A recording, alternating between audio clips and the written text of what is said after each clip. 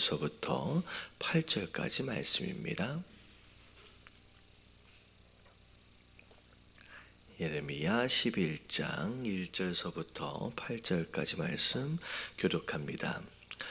여호와께로부터 예레미야에게 임한 말씀이라. 이르시되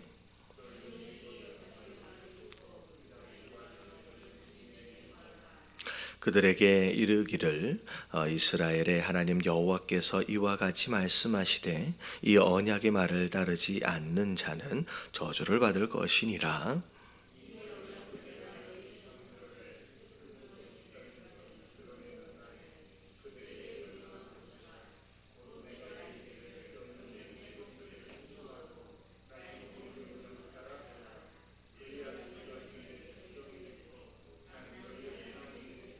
내가 또 너희 조상들에게 한 맹세는 그들에게 젖과 꿀이 흐르는 땅을 주리라 한 언약을 이루리라 한 것인데 오늘이 그것을 증언하느니라 하라 하시기로 내가 대답하여 이르되 아멘 여호와여 하였노라.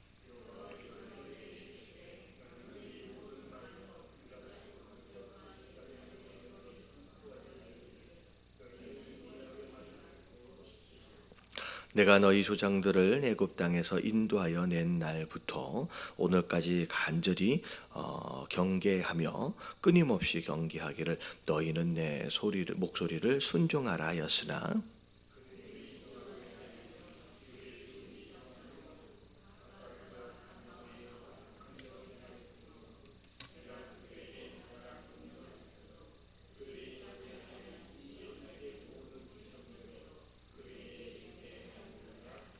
아멘. 자, 오늘 1절 2절을 쭉 보니까 하나님께서 또 예레미야에게 나타나셔서 또 이제 유다인들 이스라엘에게 전할 말씀을 지금 이제 하고 계십니다. 자, 2절에 보니까 너희는 이 언약의 말을 듣고 유다인과 예루살렘 주민에게 말하라, 전달하라고 하신 거죠. 자, 그들에게 뭐라고 말하기를 원하셨느냐? 이스라엘 하나님 여호와께서 이와 같이 말씀하시되 이 언약의 말을 따르지 않는 자는 저주를 받을 것이라 라고 말씀하셨어요. 이 말씀은 사실 지지난주죠. 우리가 이제 복음의 양면성 이제 말씀을 좀 드렸습니다. 무조건 다 복을 받는 게 아니죠. 다 축복을 받는 게 아니에요. 우리가 하나님 말씀 앞에서 어떤 태도와 어떤 결단을 내리느냐에 따라서 누군가에게 있어서는 축복이 될 수도 있지만 반대로 누군가에게 있어서는 이게 저주나 심판이 될 수도 있다라고 말씀을 이제 드렸습니다. 이런 거예요. 하나님의 말씀, 복음 안에는 어찌 보면 명령하심이 함께 섞여 있어요. 이게 조건적이에요. 우리가 어떻게 구원을 받았느냐? 물론 은혜로 받았지만 우리가 예수 그리스도를 영접했다, 회개했다라고 하는 조건이 갖춰질 때 그때 구원을 누리는 거거든요.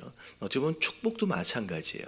그냥 당연히 축복을 누리는 게 아니라 축복 안에는 반드시 있어야 할 그 조건이 있는데 이 조건이 뭐냐면 순종이죠. 순종을 하면 그 순종의 조건이 채워질 때 그것을 따라서 이제 복을 받기도 하고 은혜를 누리기도 하고요.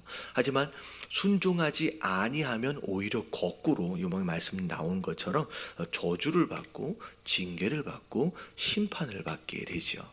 그래서 우리가 매일매일 듣는 이 말씀, 물론 예배에 참여하여서 하나님의 음성을 듣고 있는 이것 자체가 어찌 보면 이미 은혜를 받은 자의 모습이고 이미 축복을 누리는 것이기도 하지만 이 예배를 통하여 앞으로 어떤 삶을 사느냐라고 하는 부분을 살펴볼 때에 어떻게 보면 오늘 듣는 말씀, 매일 우리에게 허락하시는 그 하나님의 명령하심에 우리가 어떤 태도와 어떻게 또 순종하느냐에 따라서 또 약속하신 복을 누릴 수도 있지만 오히려 또 징계와 또 이제 저주를 받을 수도 있다라는 거죠.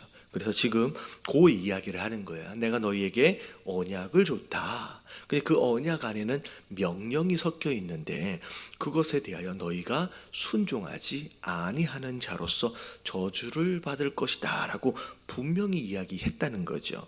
자, 그러면서 4절에 보니까 그 처음 언약이 있었을 때를 조금 더 구체적으로 이야기를 합니다.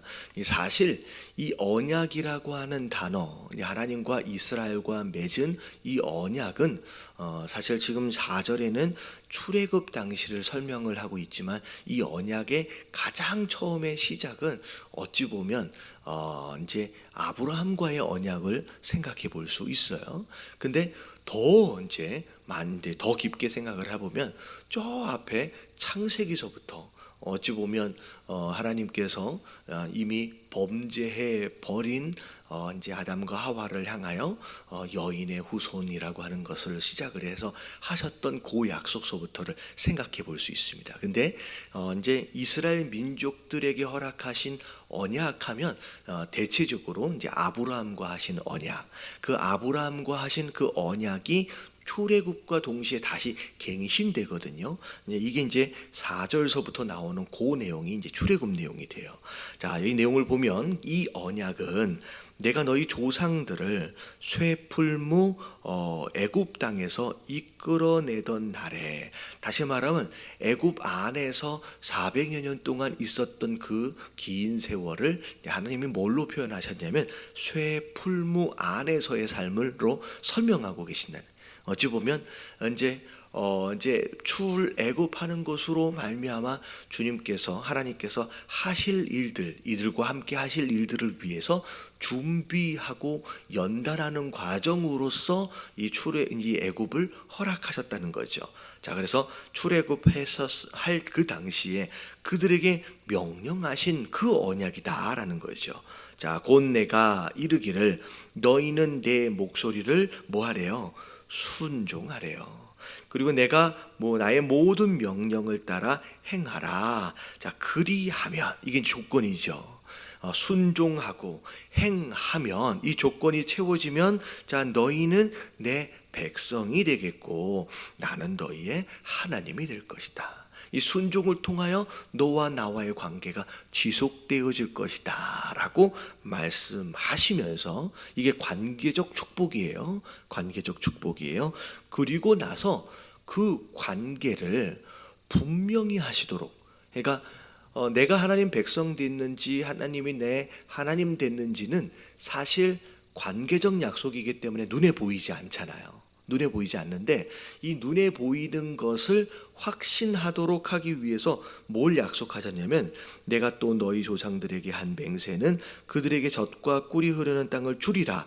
그 약속으로 또 다른 언약을 허락하신 거예요. 그러니까 눈에 보이지 않는 관계적 언약과 눈에 보이는 언약을 함께 허락하심으로 말미암아 눈에 보이는 것으로 눈에 보이지 않는 것을 믿고 확신하도록 만드셨다는 거죠. 자, 그러면서 지금 뭐라고 말씀하시냐면 오늘이 그것을 증언하느니라. 이게 무슨 말일 것 같아요? 오늘이 그것을 증언하고 있다. 이게 뭐냐면 지금 이스라엘 백성이 어디에 살고 있어요? 어디 살고 있어요? 그럼 가나안 땅에서 살고 있어요. 가나안 땅에서 하나님이 약속하신 너는 나의 백성, 내가 너의 하나님이 될 것이다 라고 말씀하시는 가운데 그것을 이루기 위해서 내가 젖과 꿀이 흐르는 가나안 땅을 너희에게 주겠다라고 맹세하셨거든요. 근데 이미 이스라엘 백성들은 하나님이 약속하신 것을 이미 누리고 있는 거예요. 지금 이 경고조차도, 이 말씀조차도 지금 이 가나안 땅 안에서 듣고 있다는 거죠. 이 말씀은 뭘 의미하느냐? 하나님은 이스라엘 백성들에게 약속하셨어요. 언약하시고 심지어 맹세하셨어요. 근데 그 하나님은 이스라엘과 함께 하셨던 이 모든 언약과 맹세를 단 한 가지라도 지키시지 않은 것이 있다 없다? 없다는 거예요. 자, 봐라. 너 지금 이 이야기를 지금 어디에서 듣고 있는지를, 지금 네가 서 있는 땅이 어디냐, 내가 너에게 주겠다 하신 그 땅에서 지금 내 이야기를 듣고 있는 거 아니야. 이 말은 곧 내가 지금까지 너에게 한 모든 맹세를 다 지켜오고 있다는 거예요. 나는 너와 함께한 이 모든 언약을 다 지켜오고 있는 신실한 하나님이라는 거예요. 이 말을 하시는 이유는 나는 너에게 약속을 지키고 있는데 너는 나에게 약속을 어떻게 하고 있어요? 왜 지키지 않느냐는 거예요. 어떻게 보면 약속은 양쪽에 함께한 자가 같이 지켜야 이 약속이 성립이 되는데 지금 일방적으로 하나님만 지키고 계시는 거예요. 이스라엘 백성들은 지키지 않고, 여러분 이 이야기를 통하여서 하나님은 어찌 보면 약간 서운한 듯, 왜 나는 지키는데 왜 너는 안 지키니? 어찌 보면 그런 마음들이 좀 있는데, 여러분 이 첫 번째 이 말씀을 통하여서 우리가 오늘 함께 기도할 때 내가 하나님과 한 약속들이 있을 거예요. 있을 거예요.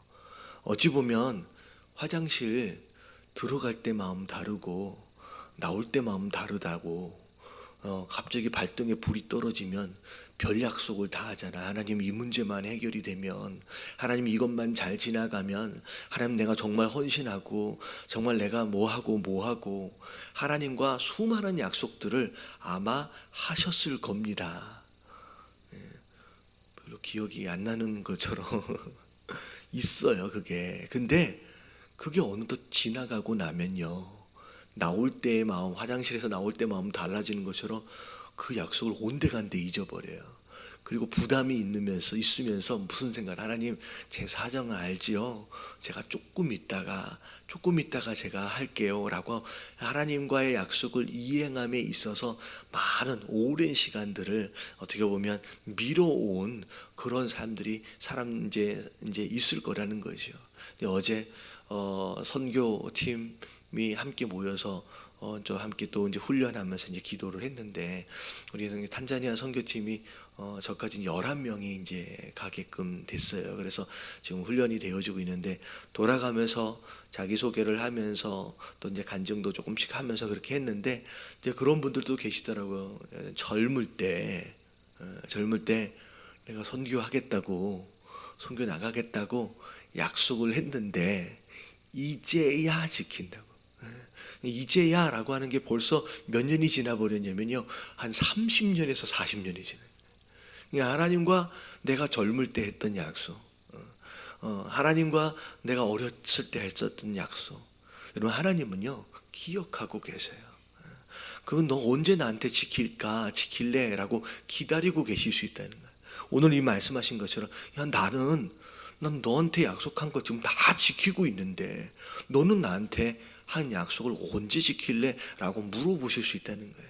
여러분 오늘 아침에 기도하실 때 여러분 지나온 날들을 좀 기억하시면서 내가 과연 하나님과 어떤 약속들을 했는지, 과연 그 약속들에 대하여 하나님이 나에게 그 약속들을 지금까지 지켜오셨던 것처럼 나는 얼마나 신실하게 그 약속들을 지켜가고 있는지를 돌아보시는 가운데, 여러분 빨리 그 약속을 지킬 수 있는 저와 여러분들 되어지시길 주님의 이름으로 축원합니다. 이미 하나님은요 약속 안 지킨다고 막 벌어 주시려고 하는 게 아니라, 사실은 그 약속을 지켜내는 과정을 통하여 하나님께서 주시고 싶은 또 메시지가 있고 또 다른 축복들이 있어요. 우리 안에서 보여지는 그 신실함을 통하여 우리 안에 채우시기 원하시는 또 다른 의미가 또 있을 수 있다는 거죠. 여러분 약속을 지키는 게 굉장히 중요합니다. 그러면서 오늘 지금 네가 밟고 서 있는 그 땅이 내가 어떻게 지금까지 약속을 지켜온 하나님에 대하여 이미 증언하고 있다는 거야. 잘 생각해 보라는 거야. 내가 너에게 지킨 이 약속들에 대하여. 그러면서 자 그렇게 말씀하실 때 예레미야가 아멘이라고 하나님께 이야기하는 거예요. 여러분 이 아멘은 우리가 기도가 끝날 때 아멘하고 기도하고, 제가 이제 할렐루야 하면 또 아멘이라고 얘기하잖아요. 여러분 이 아멘은 여러 의미가 있어요. 이 아멘에는 크게 세 가지 의미가 있는데, 첫 번째는 하나님이 하신 말씀, 누군가가 하는 이야기에 대해서 내가 동의합니다. 나도 그렇게 생각합니다 라고 얘기할 때 아멘이라고 합니다. 그래서 할렐루야 하면 하나님을 찬양합니다 라고 하면 아멘 하는 게 뭐냐면 나도 하나님을 찬양합니다 라고 동의하는 거예요.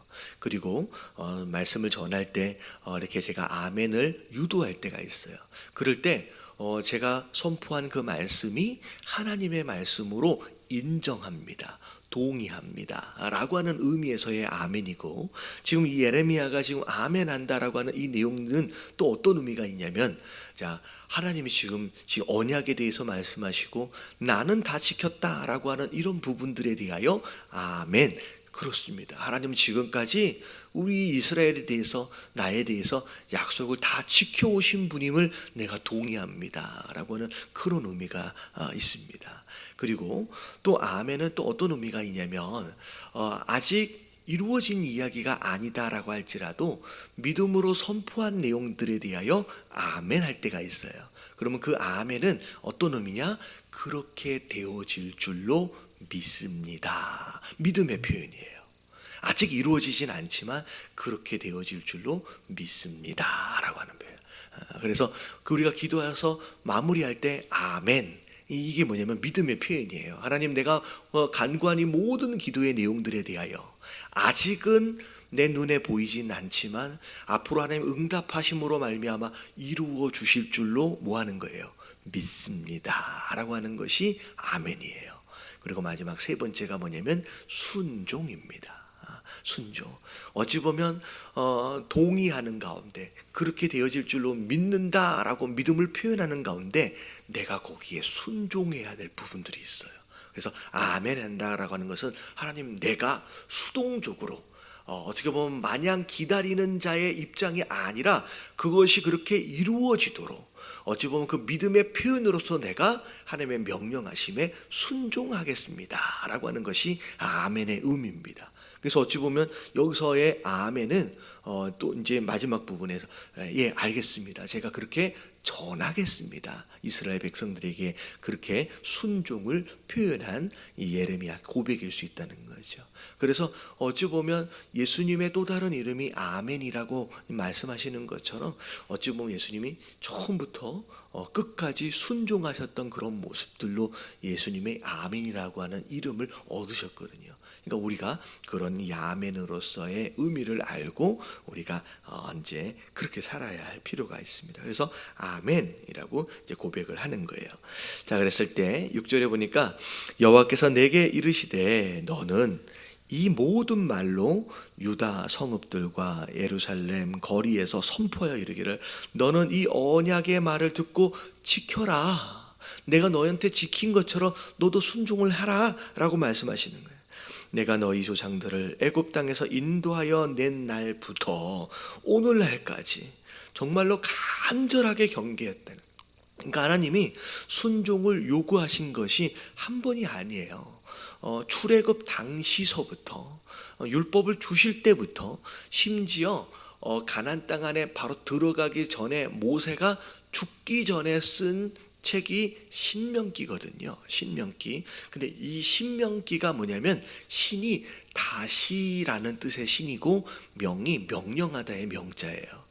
근데 어떻게 보면 이미 출애굽 당시에 레위기나 여러 말씀들을 통하여 이미 전달했던 명령을 신명기, 가나안 땅에 들어가기 전에 다시 반복해서 순종할 것을 요구하시는 내용이 신명기거든요. 그러니까 하나님이 한 번, 두 번 이스라엘 백성들에게 이 언약에 대해서 말씀하신 게 아니라 반복적으로 정말 제발 지켜줄 걸. 왜냐하면 그래야 복을 누리니까 그렇게 얘기를 했다는 거죠. 끊임없이 경계를 너희는 내 목소리로 순종하라 하였으나, 그럼에도 불구하고 8절에 보니까 그들이 뭐하지 않았어요? 순종하지 않았어요. 순종하지 않았어요. 그리고 오히려 귀를 기울이지도 않았다는 거예요. 들으려고도 하지 않았다는 거예요. 각각 그 악한 마음에 완악한 대로 행하였다.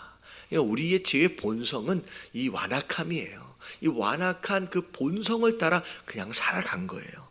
내가 그들에게 행하라 명령하였어도 그들이 행하지 아니한 이 언약의 모든 규정대로, 자, 언약 안에 규정이 있대요.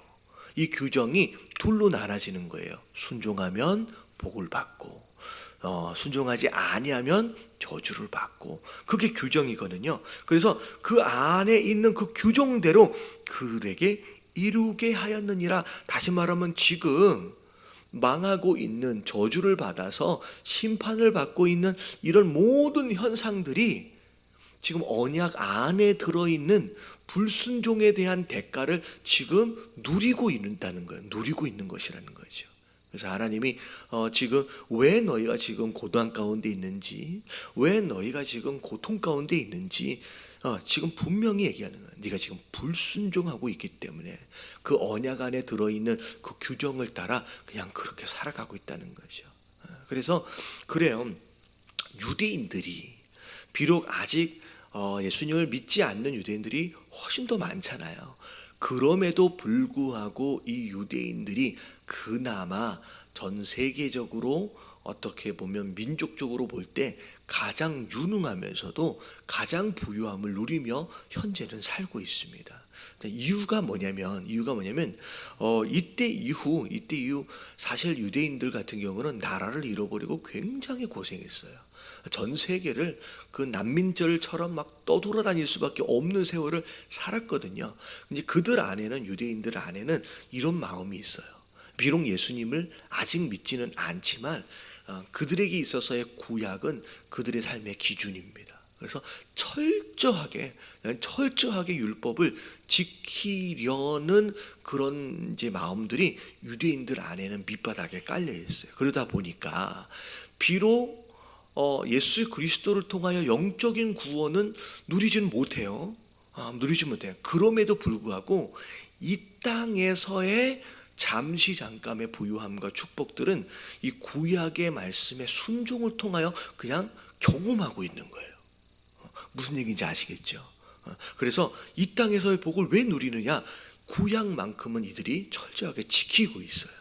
그러니까 이 언약을 지킨다라고 하는 것이 얼마나 의미가 있고 얼마나 능력이 있는지, 심지어 구원은 못 받아도, 예수 그리스도를 못 만났으니까 아직, 그럼에도 불구하고 구약의 율법을 지키는 것으로 이 땅의 복을 누리는 것이 바로 여기에 나와 있는 이 규정들을 이루고 있는 것이다라는 거죠. 그래서 말씀에 순종하는 것이 사실 얼마나 중요한지 오늘 아침에 기억하시면서, 하나님 내게 허락하시는 약속을, 내가 한 약속을 지키는 자가 되게 하시고, 또 오늘 말씀을 통하여 하나님 내게 명령하신 것에 대하여 내가 오늘도 순종할 수 있는 사람이 될 수 있도록 해달라고 좀 기도하시면 좋을 것 같아요. 그리고 이 생명의 삶 뒤를 보니까 이 귀를 기울인다라고 하는 이 표현으로 좋은 예가 있더라고요. 하필이면 또 제가 오늘 아침에 와서 보니까 저쪽 창문 쪽에서 귀뚜라미 소리가 들려요. 근데 우리 제임스 목사님 이거 안 들리세요? 라고 이제 말을 하니까 귀뚜라미가 제 이야기를 들었는지 그다음부터 조용해지더라고요. 그래서 귀뚜라미가 여기 안에 있는 것 같아요. 잡아야 되는데, 이 뒤에 보니까 그런 예가 있어요. 시골에서 할아버지가 올라왔는데 막 도심 번화가를 지나가는데 갑자기 옆에 있는 손자한테 그런 얘기를 하는 거예요. 얘야, 귀뚜라미 소리가 들리지 않느냐? 라고 물어보더래요. 근데 이 청년이 안 들리는데? 근데 이 할아버지는 계속 귀뚜라미 소리를 들어온 거예요. 그러면서 찾아보니까 진짜 나무 숲을 사이에 귀뚜라미가 있더라는 거예요. 근데 이 할아버지 어떻게 이 귀뚜라미 소리를 들었냐? 나는 안 들리는데, 이 차가 이렇게 지나가는데 이게 어떻게 들렸냐고. 이 할아버지가 하시는 얘기가 뭐냐면, 사람마다 자기가 듣고 싶은 소리에 귀를 기울이며 산다는 거예요. 듣고 싶은 소리에. 그러면서 이 할아버지가 호주머니에서 동전 하나를 꺼내가지고 땅에다가 딱 던지니까 동전 소리가 나는 거야. 딸그라. 그러니까 주변에 있는 모든 사람들이 그 동전 소리에 고개를 딱 돌리더라는 거예요. 많은 사람들이 무슨 소리에 귀를 기울여요? 내가 원하는, 제가 방금 스토리를 말씀드린 것처럼 돈 떨어지는 소리에 귀를 기울여요. 거기에는 귀가 쫑긋해요. 근데 귀뚜라미 소리는 안 들려요. 하나님의 음성도 마찬가지일 것 같아요. 내가 관심이 있는 거, 내가 원하는 그런 소리에는 귀가 쫑긋한데 다른 어떻게 보면 오늘 말씀처럼 순종하라 라고 하는 이런 소리는 내가 너한테 약속을 지킨 것처럼 너도 좀 약속을 지켜라 라고 하는 이런 불편한 하나님의 음성에 대해서는 귀를 오히려 닫고 싶은 거예요. 안 듣고 싶은 거예요. 그럼 이 하나님의 음성에 대해서는 여러분 선별적으로 귀를 기울여서는 안 돼요. 어떤 소리든 내가 좀 불편하더라도 어쩌면 내가 좀 거북할 수 있을지라도 여러분 이런 소리에 함께 귀를 기울여서 하나님의 음성은 다 들을 수 있는 그런 영적 청각 이런 모습들이 우리 안에 있어야 된다는 거죠. 그래서 오늘 함께 기도하실 때 세 번째 기도의 제목, 하나님 제가 듣고 싶은 소리에만 귀를 기울이지 않게 하시고 좀 하나님 앞에서 내가 들어야 할 그 목소리에 대하여 다 이제 어떻게 보면 다 경청할 수 있는 그런 성도가 될 수 있도록 해달라고 우리 다 같이 주님 한번 부르짖고 통성으로 기도하며 오늘 하루 시작하도록 하겠습니다. 기도합니다. 시작. 주님